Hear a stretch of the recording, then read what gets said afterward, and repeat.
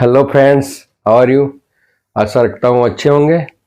तो आज की वीडियो में हम एक नया टॉपिक लेके आए हैं और ये टॉपिक है, हमारे दर्शक मित्र जो है उन्होंने कमेंट बॉक्स में कमेंट की थी, उस हिसाब से हमने ये वीडियो बनाया है। तो आशा रखता हूँ ये वीडियो को आप पूरा देखना और आपको अच्छी जानकारी मिलेंगी।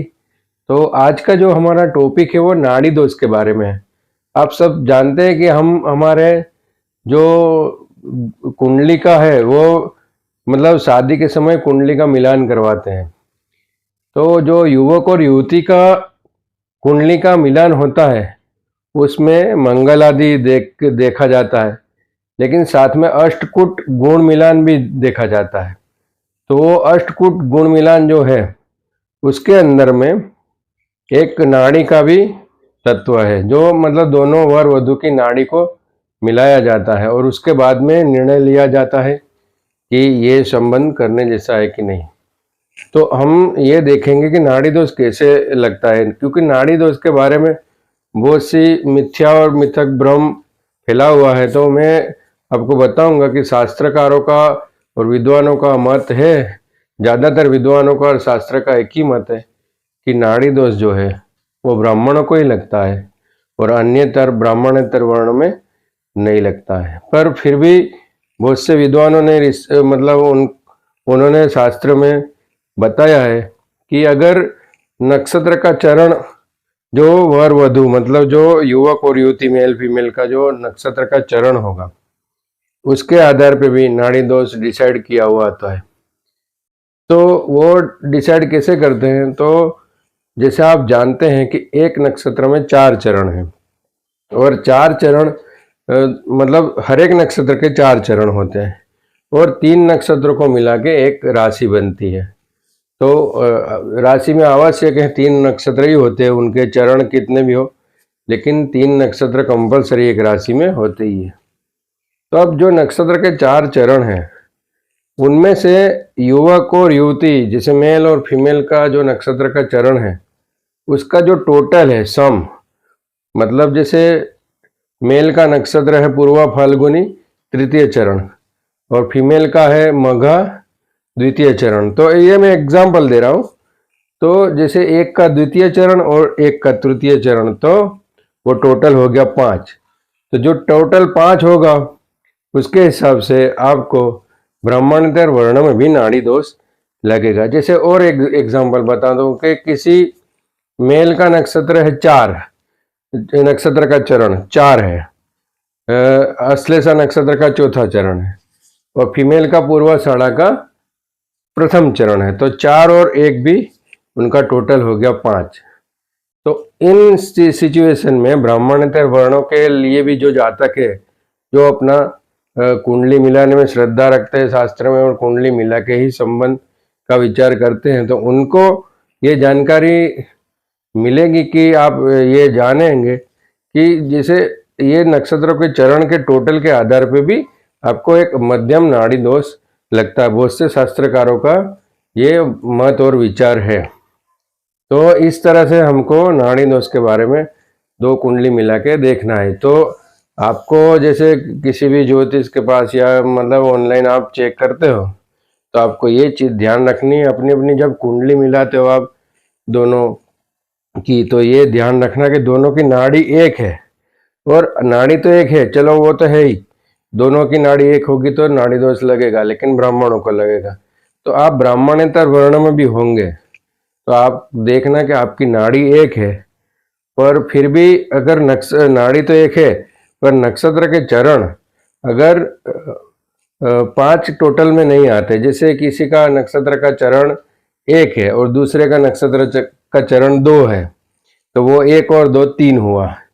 इसी तरह किसी का नक्षत्र का चरण 2 है और मतलब ये किसी का मतलब मेल फीमेल की बात बोल रहा हूँ मैं कि नक्षत्र का जो चरण मेल का 2 है और फीमेल का भी 2 है, तो वो 2 और 2 4 होगा, तो उसमें नाड़ी दोष बिल्कुल नहीं लगेगा। और ब्राह्मणेतर वर्ण में, ब्राह्मणों में तो जैसे नाड़ी एक होगी तो नाड़ी दोष लगेगा ही।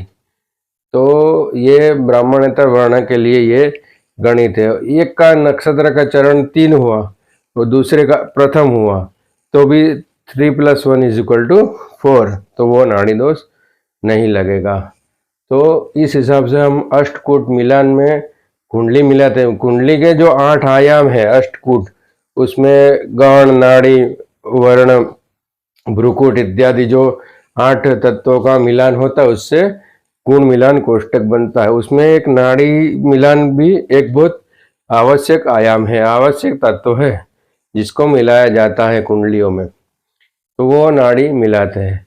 अब आपको जैसे आपने कुंडली मिलाई और आपको पता चला कि हमारे जो जो कैलकुलेशन फॉर्मूला है उसके हिसाब से हमको नाड़ी दोष लगता है, तो अब उसका भी शास्त्र में परिहार बताया। तो नाड़ी दोष के जो आपको लगता है, तो आपको ऐसा लगता है कि नाड़ी दोष लग रहा है, तो आपको शास्त्र में उसका परिहार बताया हुआ है। तो नाड़ी दोष अगर आपको लगता है तो आपको कुछ नहीं, सिंपल दोनों जातकों को सम्मति से, पहले तो अगर कोई भी कार्य करते हैं और मिल के करते, जैसे संबंध करना है युवक युवती का और जीवन साथी के तौर पे आगे बढ़ना है, तो आप दोनों की एक सम्मति होगी, शास्त्र में श्रद्धा रख के।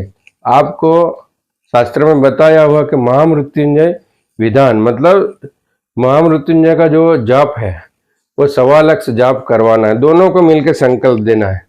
दोनों के लिए ये रहेगा जो विधान है, कोई एक का सिंगल नहीं रहेगा, दोनों का कंबाइंडली एक विधान रहेगा, और उसको वो विधान है महामृत्युंजय के जाप। तो आपको महामृत्युंजय के जाप करवाने हैं। वो साथ में ही शास्त्र में बताया है कि आचार्य, ब्राह्मण या आपका भांजा हो जो भी, उनको आप सुवर्ण का दान करें। पुराने जमाने में तो गाय और सुवर्ण का बताए थे, लेकिन अभी फिलहाल हम वर्तमान के समय से हमारी यथाशक्ति, यथा भक्ति से वो दान कर सकते हैं। तो ये है नाड़ी दोष का परिहार। तो मैं फिर से बता देता हूँ कि नाड़ी दोष जो है वो ब्राह्मणों में ही लगता है, लेकिन ब्राह्मणतर वर्ण के लिए भी इस प्रकार से नाड़ी दोष लगता है। और अब आते हैं कि उसको, मतलब अब ये जानेंगे कि नाड़ी दोष है, तो अगर चलो नाड़ी दोष में मान लिया कि हमको जानकारी नहीं थी और हमको नाड़ी दोष लगा था, फिर भी हमने जैसे संबंध कर लिया, तो उसका ये सब जो है, जो भी चीज है कुंडली मिलान में जो श्रद्धा रखते शास्त्र में, उनके लिए बात है। तो अब नाड़ी दोष तो लग गया, हमने कर लिया संबंध, तो फिर आगे क्या? तो उसका एक रिजल्ट शास्त्र में बताया कि अगर नाड़ी दोष लगेगा तो आपको जैसे आपका जो इन फ्यूचर संतान का जो है, जो आपके मतलब पति पत्नी जो है नाड़ी दोष उनको लगता है, तो आपके संतान में कुछ कष्ट या विलम्ब होगा, ऐसा शास्त्र में बताया गया है। नाड़ी दोष का इम्पैक्ट, मतलब रिजल्ट वही आपको वहाँ वो जगह पे आपको कष्ट कर सकता है। तो ऐसा कुछ नहीं है कि नाड़ी दोष बहुत हेवी होता है और उससे कुछ घात होती है, या ऐसा कुछ भी नहीं है।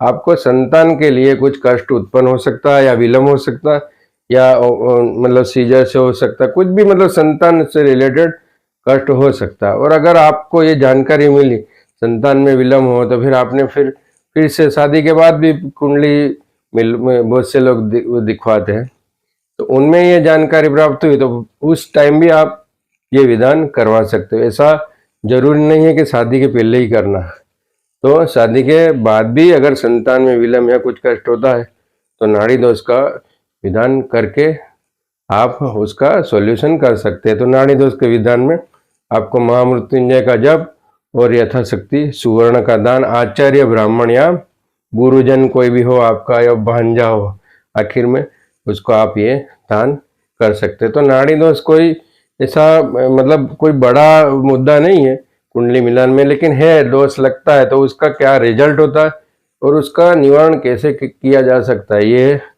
मैंने ये वीडियो में आपको बताया है। तो ये मेरा सब्जेक्ट आपको अच्छा लगे तो लाइक, शेयर एंड सब्सक्राइब जरूर करिए, और शेयर करिए वीडियो को, ताकि दूसरे लोगों को भी ये जानकारी मिल सके।